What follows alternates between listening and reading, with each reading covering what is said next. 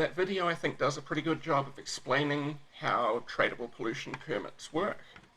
Um, we implemented these in the United States starting in 1990, with them actually going into force in 1995.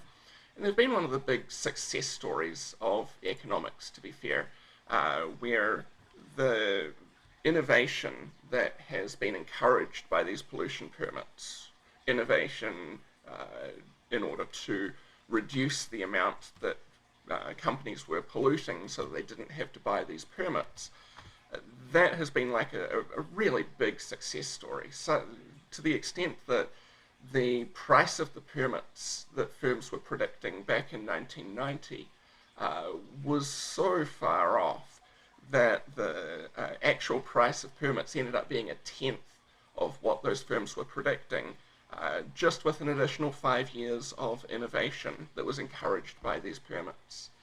The general idea of the permits, I'm sure you picked up from the video. The government sets a number of permits which can be traded to other firms.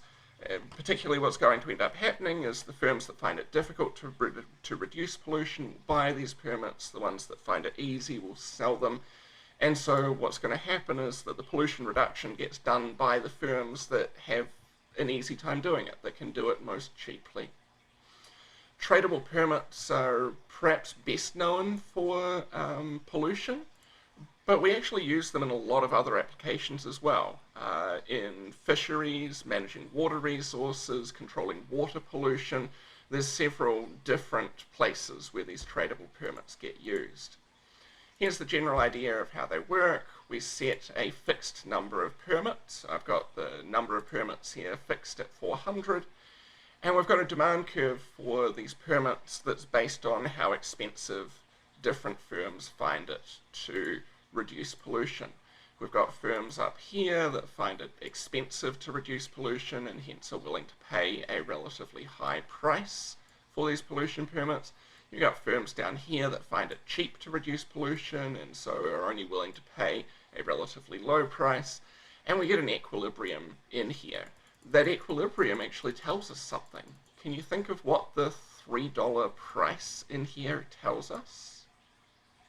What it tells us is for that marginal firm, the firm that's just on the fence between buying a pollution permit or not, this is the price of reducing pollution for that firm. Because if it cost more than that, they would want to buy a permit instead of reducing pollution. If it cost less than that, they would want to reduce pollution instead of buying the permit. For that last firm, this must be exactly the price of reducing pollution.